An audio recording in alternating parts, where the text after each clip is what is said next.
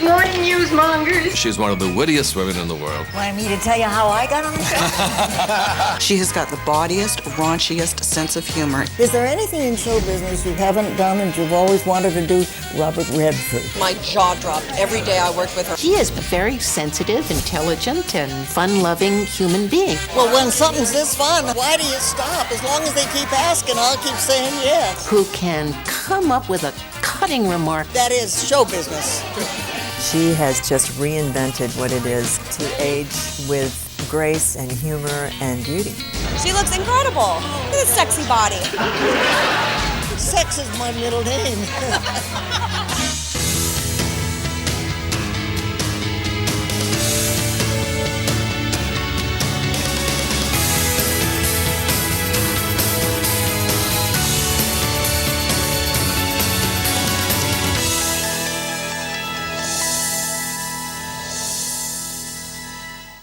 Could you do me a favor? Well, maybe on my lunch hour. In a town where comedy rules, Betty White wears the golden crown. She is the pro's pro. She is the Chevy truck of show business. She's just solid. Whether you remember her best as Sue Ann Nivens, Rose Nylund, or the host of Saturday Night Live, this unflappable queen of comedy has been making us laugh for over 6 decades. She means different things to different people of different generations. I have finally met my mentor. I've been looking for her my whole life. Oh, amazing. So fantastic. And I love me some Betty White. And the living legend is still going strong. She loves to work, and I think that's what's kept her so young. If it weren't fun, I would have retired a long time ago. Born in Oak Park, Illinois in 1922, she was christened Betty, not Elizabeth, because her parents didn't want their choice of a name shortened. I was the happiest only child that ever walked the face of the earth. Everybody says, oh, poor lonely only, you know. Anything but. Betty's father, Horace, was an electrical engineer. Her mother, Tess, was a homemaker. When Betty was 2, the Whites moved to Los Angeles. With its beaches and mountains, plus the excitement of Hollywood, LA was the perfect spot for such an active family. Horace White and his wife Tess instilled in their daughter a love of games and a great sense of humor. I've always had, not a raunchy sense of humor, but those stories that my father would bring home from the office and say, don't take that one to school. So sometimes you see double entendre. Well, nowadays, that sounds silly to even talk about. There's no such thing as double entendre. It's single entendre, and there it is. But in those days, I always found great fun in what wasn't said.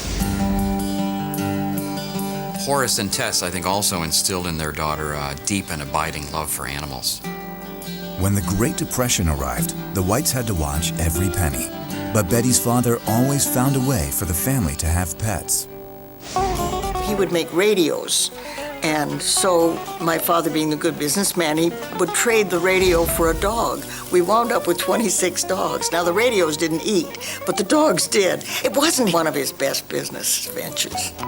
From an early age, Betty learned the value of a solid work ethic, a virtue she would keep for the rest of her life. The one really dirty word in our house was bored. If anybody ever said bored, they would catch it, because there were too many things that you'll never get time to do. All through her school years, Betty took an active interest and was active in music and drama. And it was very clear by graduation that she had set her sights on a show business career. In 1939, just 1 month after graduation, Betty took part in her first TV broadcast, an experimental transmission from the Packard Building in downtown LA. It was broadcast clear down to the first floor, from the 6th floor to the first floor, and the audience had to stand around among all the cars on the showroom floor, the Packards, and watch this little monitor to see what was happening. Had to wear brown lipstick, brown eye makeup, lots of heavy, heavy pancake, and it was so hot because all the lights were so fiendishly hot. The experience was so exhilarating, Betty decided to skip college and focus on acting. But Betty's ambitions were put on hold with America's entry into World War II. Betty wound up volunteering as a part of the American Women's Volunteer Services, where she drove a truck and delivered goods to military stations all around LA. Oh, I was so proud of my uniform. And the guys had little insignia and stuff, and they would give you insignia. Well, pretty soon you'd put them on your hat and your bag. Pretty soon you couldn't lift the bag because it was so full of insignia, but you wouldn't ever think of not putting them on. The popular Betty also caught the eye of a handsome P-38 pilot named Dick Barker.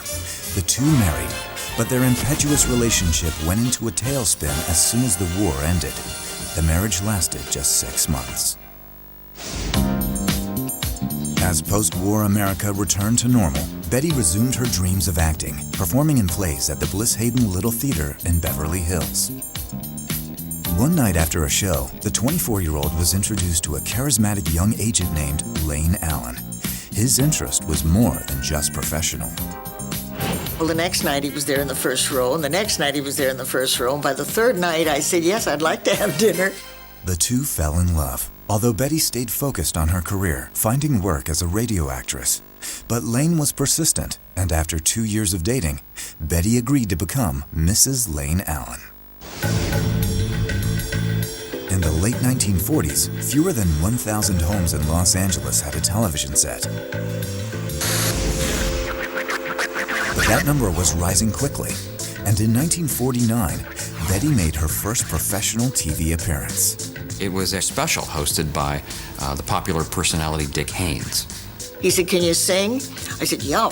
You know, can you sing? Can you stand on your head and juggle? Sure, whatever. But I think it was all a learning curve for her to learn what TV was. But the fact is, I think that she always was at home on TV, in front of the TV cameras. And so in those regards, that she was there for the early days of TV, and that she learned her trade, so when the right opportunities came along, she was able to, really roll with it. Betty's talent prompted hot disc jockey Al Jarvis to recruit her for his new daytime TV show, Hollywood on Television. And all of a sudden he said, yes, we'll be on for 5.5 hours. I thought panic began. It was on 5 days a week, 5 hours a day, live. It was an unscripted variety show that almost immediately made Betty a familiar face to Los Angeles viewers. Her on-camera rapport with Al Jarvis was so successful, Betty's salary jumped from $50 to $300 a week. But the daily demands proved too much for her marriage to Lane Allen. He was a fine man. He just married the wrong lady because I was career-oriented, let's face it, and I'm not a very good housewife. White had seen the breakup of 2 marriages by age 28, but her career continued to take off. By 1951, television in Los Angeles had grown from 3 stations to 7. Hollywood on Television added a primetime Saturday night show, and one recurring skit about a scatterbrained couple named Alvin and Elizabeth gave Betty her next breakthrough. Situation comedy was on the rise. So in 1952, the characters were spun off into their own weekly half-hour, Life with Elizabeth. Is it a mountain lion, dear? No. A spider. Is she kidding? No, she's not kidding.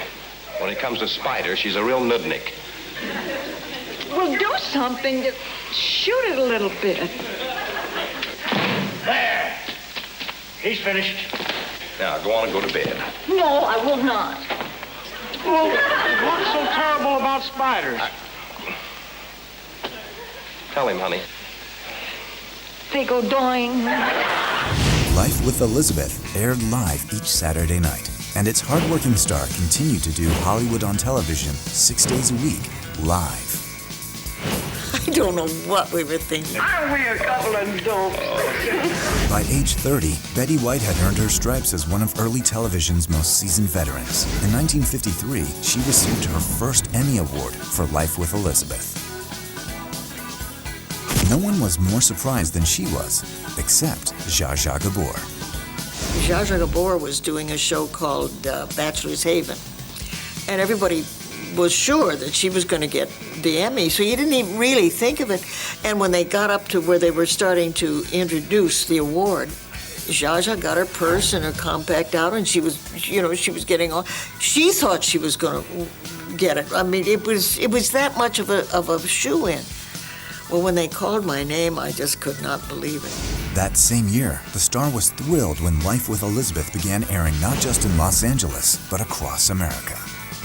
Ready or not, Betty White was about to enter the big time. Mary Ann, it's Betty White.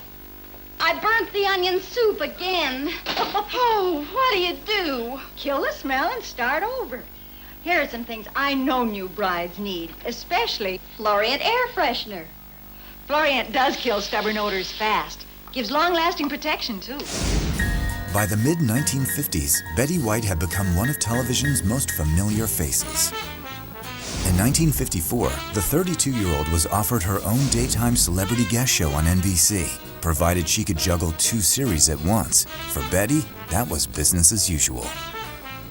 They said, now, you know, it's an hour a day. Do you think, can you handle that?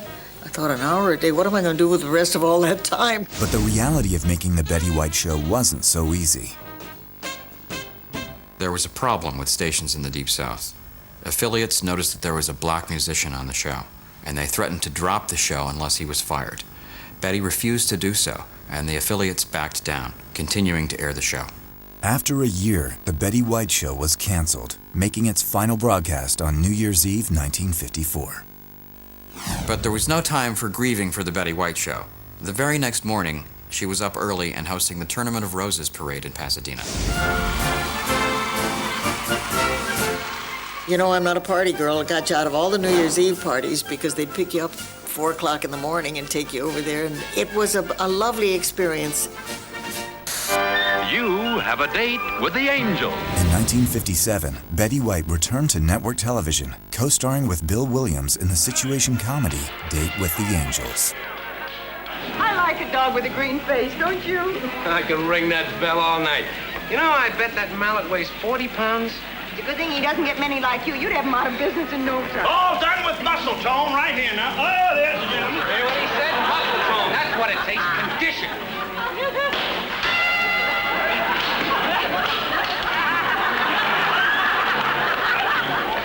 Any condition. Huh? That's all right, honey. You go right on working out. Betty also served as one of the show's producers. At that point, nobody thought about, oh, here's Betty, what is she doing producing? And it was after that, in retrospect, people asked, well, what were the difficulties? You didn't think of them in those terms. Despite good reviews, ABC had little faith in the series, and by 1958, Betty was once again out of a job and looking for work. The next month, the 36-year-old actress visited New York, where she appeared as a guest panelist on What's My Line. She also made her debut on The Tonight Show with Jack Parr. Jack was always trying to set me up and fix me up with somebody. So as a gag one night, he had been talking about his producer's brother, this big war hero. He had Phil on the show at the same time I was on. Colonel Phil Cochran was a decorated fighter pilot who was just as charming as Parr had promised. For the next few years, Betty would see Phil whenever she flew into New York to make a Tonight Show appearance or guest on a game show. By now, game shows were a mainstay for Betty, whose enthusiasm and skill as a player made her a huge hit. She's a serious game player. I'm a serious game player too, so I appreciate that in other people. Oh, I just love to play games. We used to play them around the breakfast table at home, my mom and Dad and I. And so when I started working on game shows, Dad said, "Come, when I think of all the years that you gave it away and now you're selling, playing games," game shows came into their own. Through the game shows and all of that, you got a sense that you liked Betty White, that she was a really good person. That's the one. It's Betty White.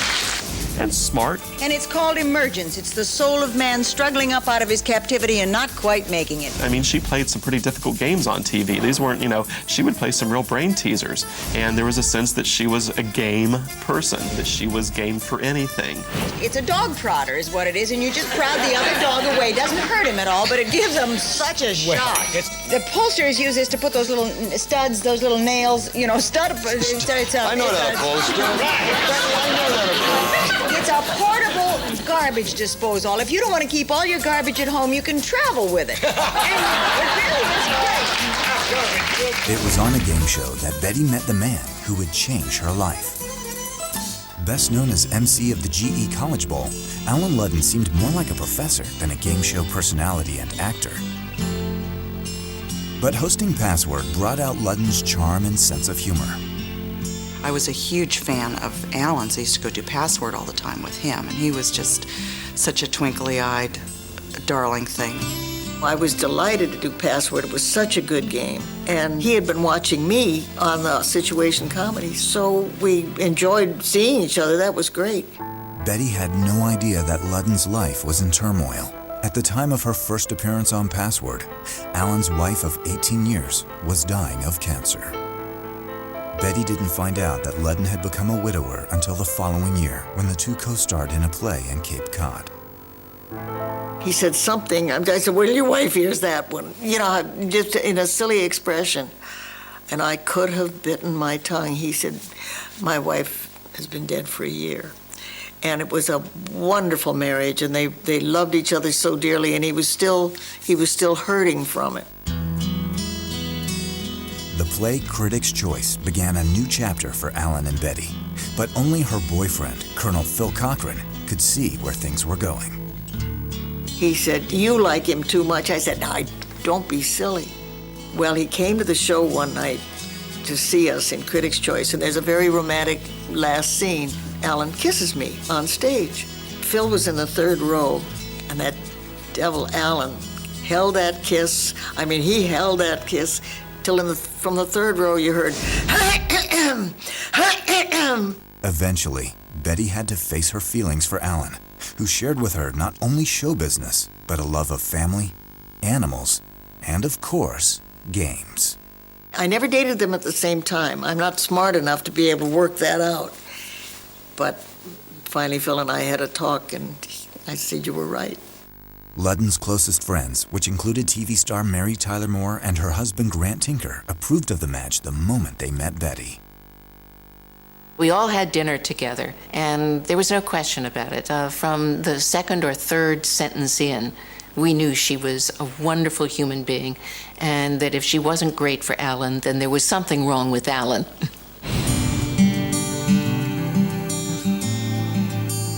Betty and Allen married in 1963, beginning one of Hollywood's most famous marriages. They were probably as close as any married couple I've ever observed. They were giddy about each other. Throughout the 1960s, Betty reveled in her roles as wife, stepmom to Allen's 3 children, game show guest, and co-host of the Tournament of Roses parade. And our guest member at this meeting is my good friend Rod Serling and his setter Mike. Mike is the one with the red hair. In 1971, the 49-year-old created, wrote, and hosted The Pet Set, a show featuring celebrities and their pets. Well, I'd like to meet my special guests, Mr. and Mrs. James Stewart. She's someone who clearly cares for pets, for animals. Dear, we've got it. Yes. Oh, what's the matter? And she took that part of her persona, turned it into a TV show. You know, I found out an elephant likes to have her trunk blown into. That's kind of a love thing. Blowing her trunk and she'll follow you anywhere, you know. And working with animals is startlingly like working with people. They make me laugh, cry, and sigh, and worry, but it's endlessly fascinating. But to Betty's disappointment, the syndicated series aired for just 39 episodes. As for what would come next, Betty had no idea. Almost 15 years had passed since her last primetime TV series. With the cancellation of her latest show, Betty White faced an uncertain future.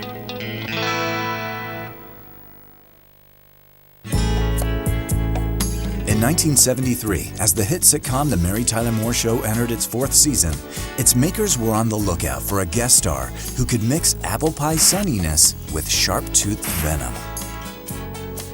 It was a part tailor-made for Betty White, who was cast as Sue Ann Nivens, the host of a cooking show at Mary's fictional TV station.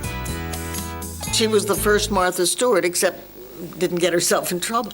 But Sue Ann Nivens would have the wit and innocence that Betty White can combine. Are you busy? No, I was just fixing myself something to eat. Oh, that's what I smelled out in the hall. I was afraid someone's cat had died. that she would have a wicked mouth like Betty White. And now, dear, you really should get some sleep. You look dreadful. She would be a really good-looking, gorgeous woman like Betty White. Now, be honest. Does it make me look a little easy, a little cheap? Well, a little, yes. Oh, good. Originally, Sue Ann was to only make a single appearance as the adulterous other woman who seduces the husband of Phyllis, played by Cloris Leachman. That must be Lars. Lars? My Lars? Dr. Lindstrom? He offered to take me home. Wasn't that nice of him? Betty's first episode is a real tribute to her magnetism and her ability to win an audience over. Do try a little iodine for that scratch on the desk. And baking soda will bring that grease up out of the carpet like nothing. Oh, dear, don't throw away those coffee grounds. They're the perfect plant food for Mary's geraniums. Now, if you want to tidy up in a hurry, think of your living room as a big clock. Start at midnight and then go around the room working clockwise toward the kitchen. You'll be done in 2 shakes of a lamb's tail. Here was a character who came on a show of established people and stole the heart of the husband of one of those established people. I'll come right to the point. I'm here to talk about you, and Mary's here to see to it that I don't rip your face off. It stood to reason that they would not like to see Betty White again, having broken Cloris's heart. But Betty knew just how to play the role. Sue Ann was too funny to be disliked by Mary or anyone else. Oh, my poor baby.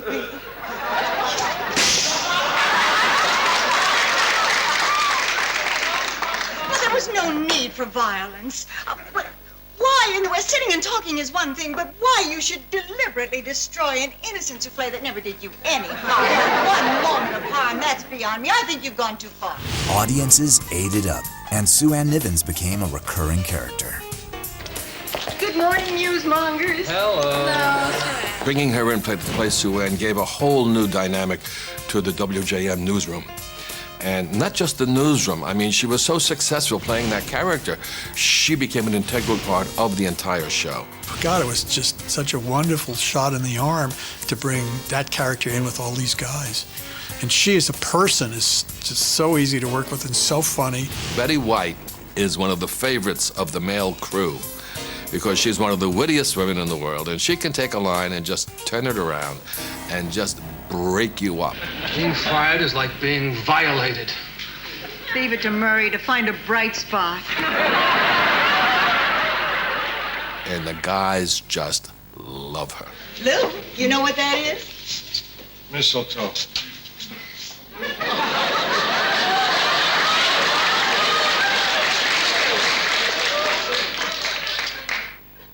Actually, it's asparagus fern, but what the hell? If there was one thing that rivaled Sue Ann's obsession with newsman Lou Grant, played by Ed Asner, it was her antipathy for Gavin MacLeod's character, Murray Slaughter. Murray, with your sly wit, it's a wonder you never became more successful. She loved to cut Murray Slaughter off at the ankles because he was always criticizing her for her aggressiveness with men, and so she would go and attack his baldness. There's this elderly gentleman who's taking a cruise to the Mediterranean, and I'll be traveling with him as sort of a practical nurse. Well, that ought to be a nice change for you, Sue Ann. Cruising at sea. Oh, I can't tell you how sad I am that we're parting. We'll miss the chance to grow old together. I'll never see your scalp turn to silver. In one episode, Murray was forced to work as Sue Ann's assistant. Hold out your arms. Oh, no. No, I'm not going to put that on, Sue Ann. What do you think I am? There we are. You know, it's only going to take 2 seconds, dear. She just emasculated me as much as she could, and the only way I could get back was there was a big cake, and I took one, I sat around this cake. Let's sit down.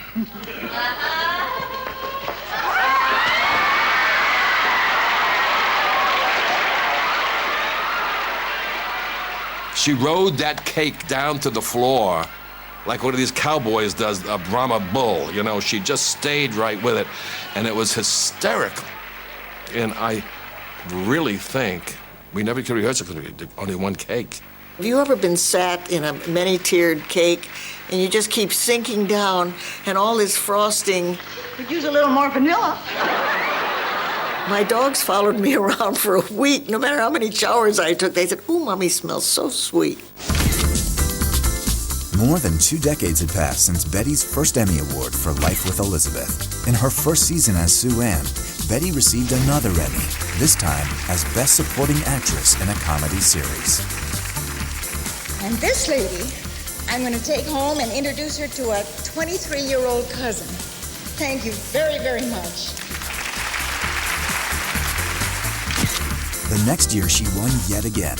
Making the victory even sweeter was the Emmy won by her husband, Allen Ludden, as the host of Password.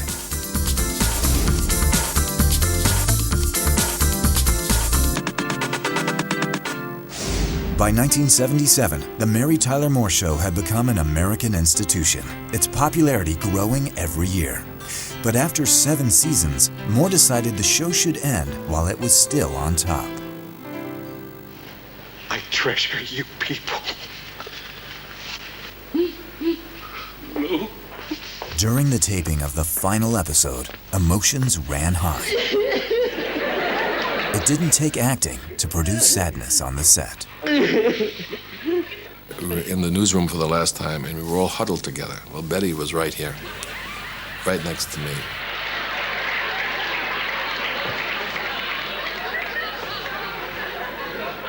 We were really very unhappy, all of us, because we didn't want this thing to end. Thank you for being my family.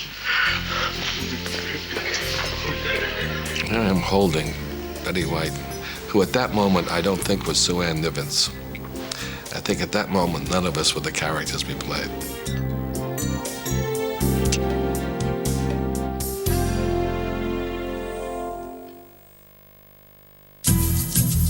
Life after The Mary Tyler Moore Show meant spin-offs for many of its characters, including Rhoda and Phyllis.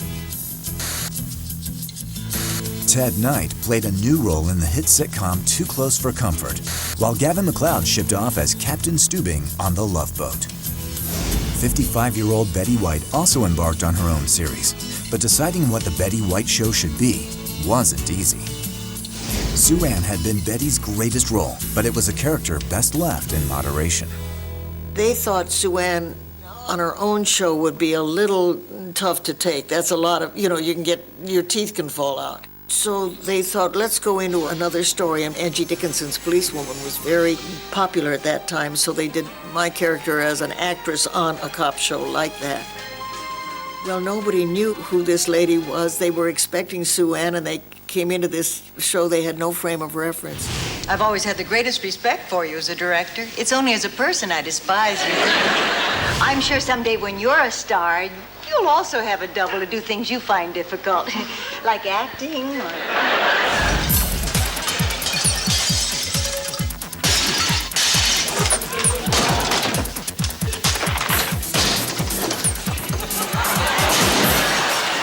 They were right to cancel it. Hurt? Oh, it hurt a lot, but they were right. By the late 1970s, Betty White's career was at a crossroads. The Mary Tyler Moore Show had been a huge hit.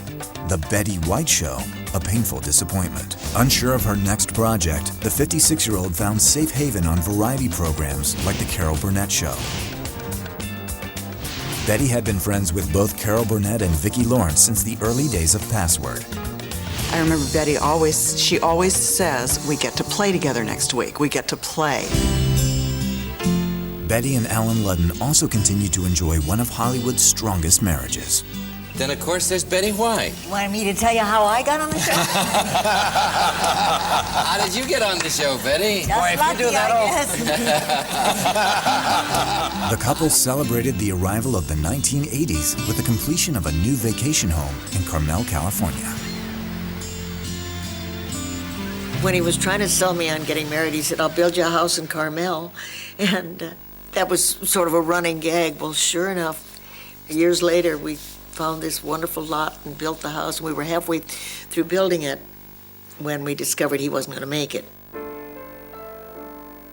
In January 1981, after several periods of unexplained fever, Allen Ludden was diagnosed as having cancer of the stomach. The condition was terminal, and progressing quickly.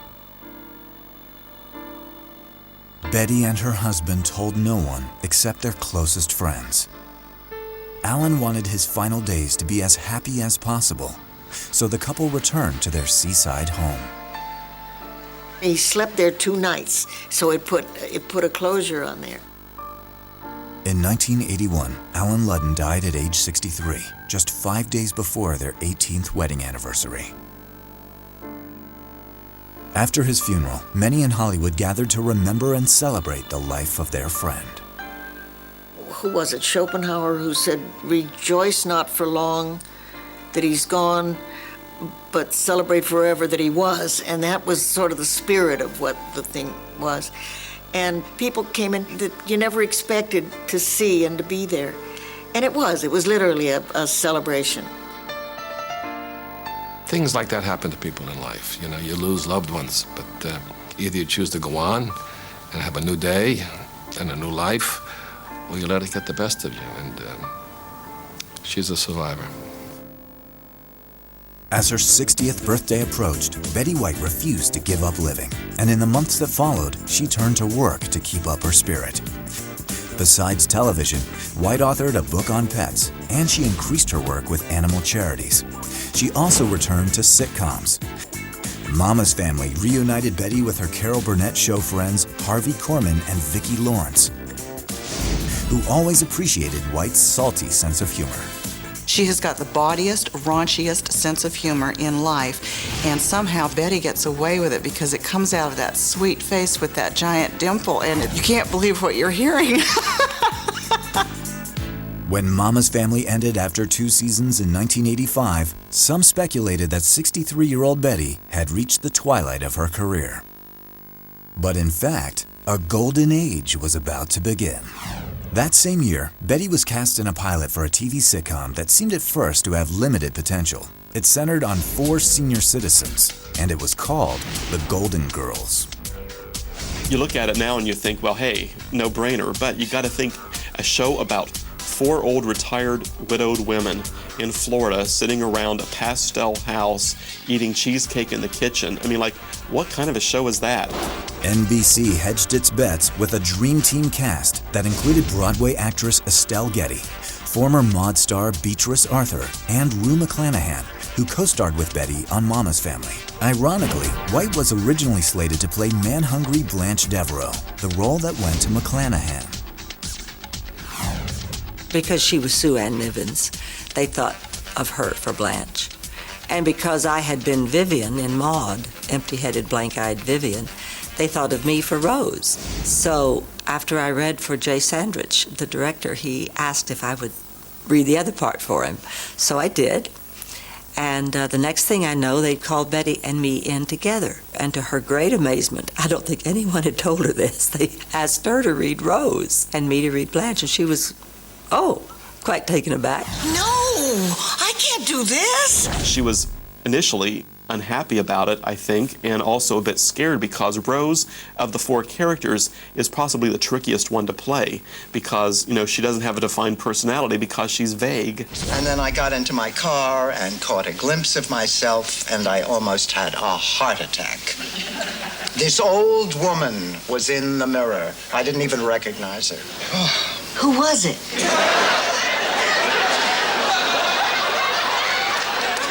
It was me. I knew who Blanche was, but I wasn't sure who Rose was. Rose was sort of an amorphous character. And it was Jay, bless his heart, who said, "Betty, she is not dumb. She is so innocent. She's totally naive. She's terminally naive." It is so clear. It looks like you could just reach up and touch those stars. I can't tell you how many people in St. Olaf have fallen off their roofs trying. She just hears the first meaning of a word. So that made sense for me. Charlie and I waited 2 whole years before we got married. I got married before my father finished the sentence. You married your father?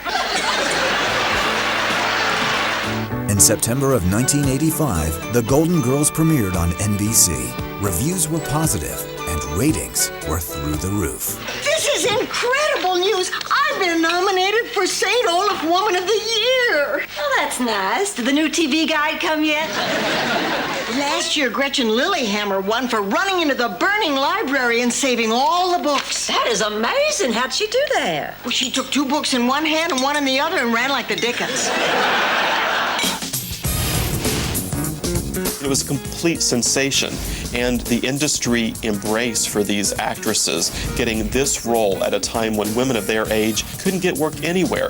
The Golden Girls flies in the face of conventional Hollywood wisdom that these women can only play grandmas on a Hallmark Hall of Fame or something. And here, they're sometimes cursing up a streak. They're basically acting up a streak on this show. They're having a ball. If you ask me, Blanche, your Uncle Lucas is nothing but lonely. Right. Hey, Dorothy, you two might just hit it off.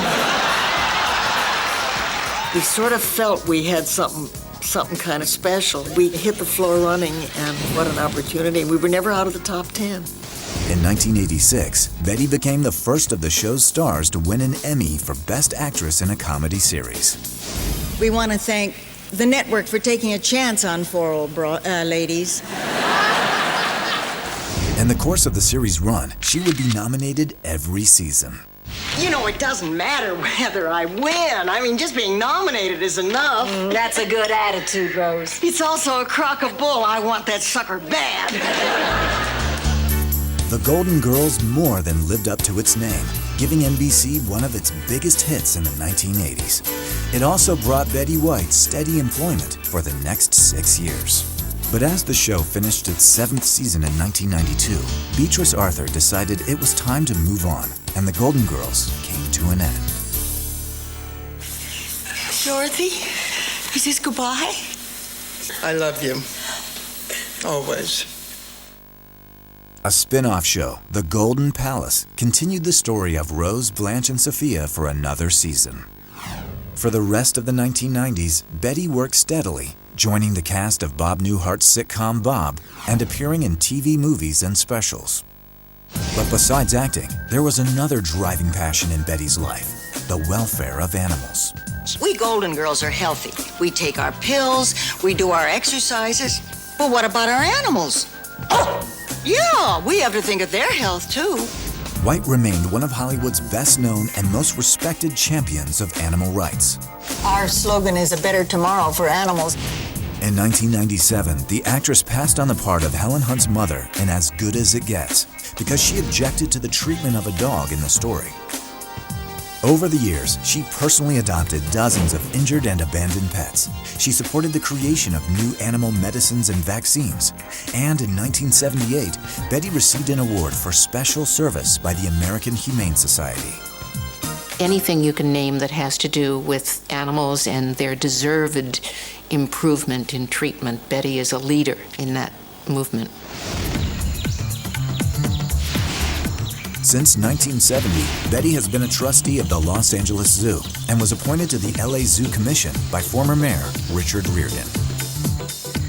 She is a wonderful supporter of the zoo, both financially, but even more importantly, just she continues to give of herself. Not so bad. Not too shabby. Betty is very good friends with many zoo directors throughout the United States. We always look forward to her Christmas card because it's always got the beautiful guide dogs on it, and that's her gift, is a guide dog for a blind person. I think animals just know when they're around her, and you don't go to her house that you don't leave with pet DNA under your fingernails. Either that or you're not a Betty White person.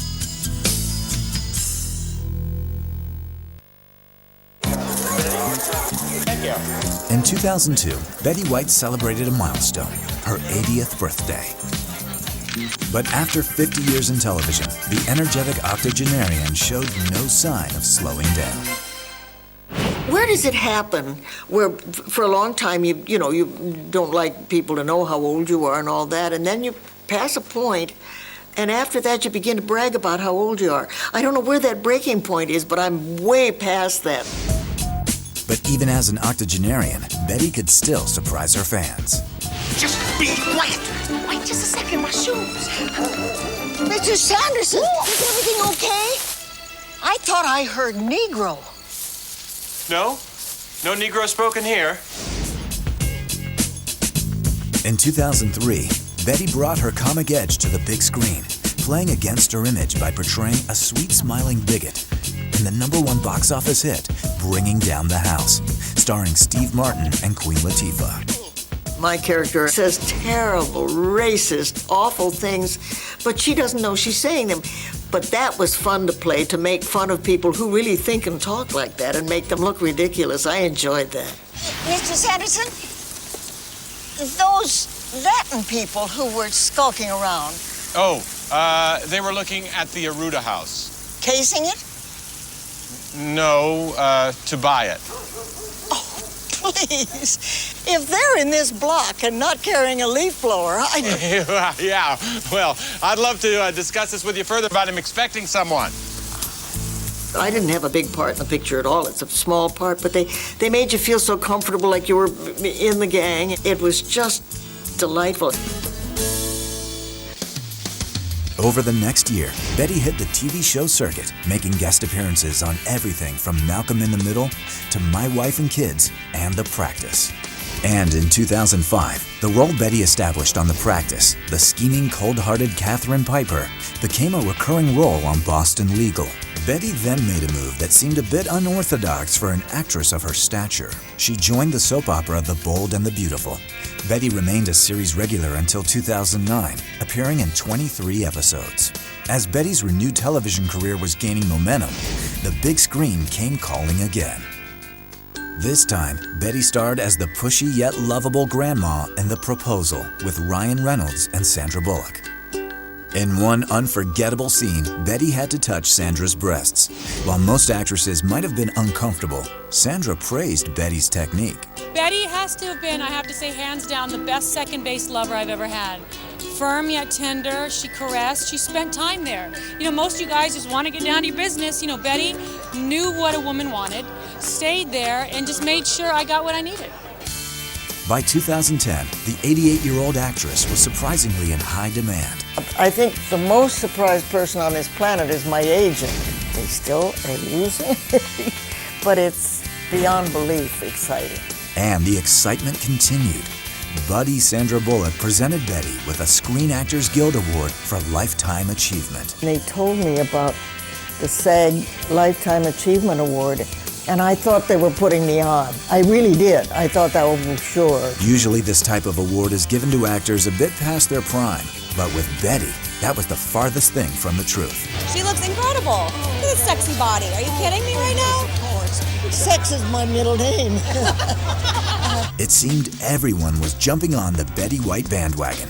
Even Snickers recruited her for what turned out to be 2010's most memorable Super Bowl ad.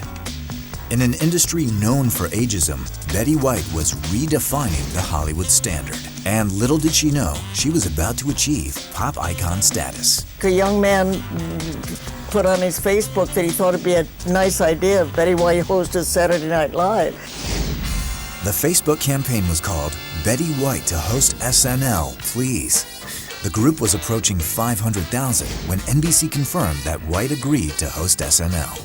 I asked her in the 70s, I asked her in the 80s, I asked her in the 90s, and she turned 88 and said yes. Her appearance would make her the oldest person to host the late-night institution. Even after more than 60 years of television experience, Betty was surprisingly uneasy about doing live TV. I've got to tell you, I am scared to death. On May 8, 2010, Betty faced her fears and hosted SNL. She's really something else, and as fans of hers, she's everything we hoped she'd be. Not only was the episode SNL's highest-rated show since November of '08, it earned Betty her 7th Emmy.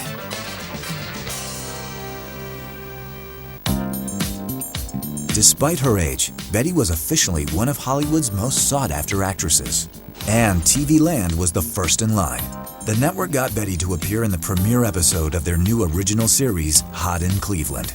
That show did so well that TV Land signed her on as a series regular. For Valerie Bertinelli, Jane Leaves, and Wendy Malick, working with a living legend is a constant source of inspiration. You have made me own my age. You're in your 40s, your 50s, your 80s. You still have so much ahead of you. You're never done. I have no problem admitting my age now. I'm As Betty made friends with her new co-stars, she found herself having to say goodbye to an old one.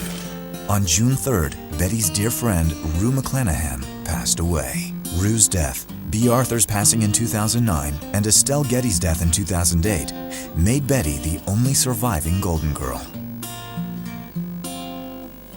In September, Betty went on to play Grandma Bunny in another female ensemble, You Again. Co-stars Kristen Bell and Jamie Lee Curtis were thrilled to get their turn to work with the beloved actress. I sat there with my jaw dropped every day I worked with her. It wasn't exactly Betty's presence that made Kristen Bell's jaw drop. She drops in a random conversation the word pecker, and I almost fell out of my chair. And I thought my life is complete. I heard Betty White say the word pecker. Betty might be known for her occasional lewd sense of humor, but when it comes to the welfare of animals, she's nothing but serious. And when she was made an honorary forest ranger by the USDA Forest Service, along with Smokey the Bear, a lifelong dream was fulfilled. As if that wasn't enough, Betty was chosen as AP's Entertainer of the Year, was inducted into the California Hall of Fame, and closed out the year as one of Barbara Walters' 10 most fascinating people.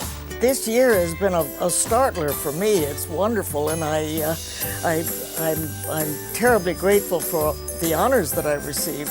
On January 17th, 2011, Betty White celebrated her 89th birthday in New York City with her Hot in Cleveland cast. Her wish? I'm looking forward to working with these wonderful gals and having the fun that we've had so far continue. Looks like Betty's birthday wish came true. Hot in Cleveland, in its second season, won Betty Best Outstanding Performance in a Comedy Series at the 2011 SAG Awards. Later that year, Hot in Cleveland was picked up for a third season. Then the 89-year-old actress signed on to host and executive produce a hidden camera comedy series for NBC. Off Their Rockers, based on the Belgian hit Benidorm Bastards, follows a group of saucy senior citizens as they play pranks on unsuspecting young people. Betty is unstoppable. In addition to the two series, her book, If You Ask Me, was released in May. She should be declared a national treasure. Because think about it, in the 50s when I came out here she was. A Life with Elizabeth. And here we are, she's still on the boards. And she's still as great as ever. Actress, author, animal lover, game player. Betty White has poured her heart into everything she's tackled. And no matter how acerbic her image has been on screen, audiences have always embraced the compassionate lady behind the punchline. Where's the third camera? She wasn't afraid of the television camera. She just said, look, this is who I am, this is what I think is funny, and that was the person who was on the television screen. And people just loved that. Do they? Oh, they do. You know, Betty, I think, is the best thing that has happened to American women in years and years and years. She has just reinvented what it is to age with grace and humor and beauty. And Betty has no interest in quitting the industry that has been her home for over 60 years.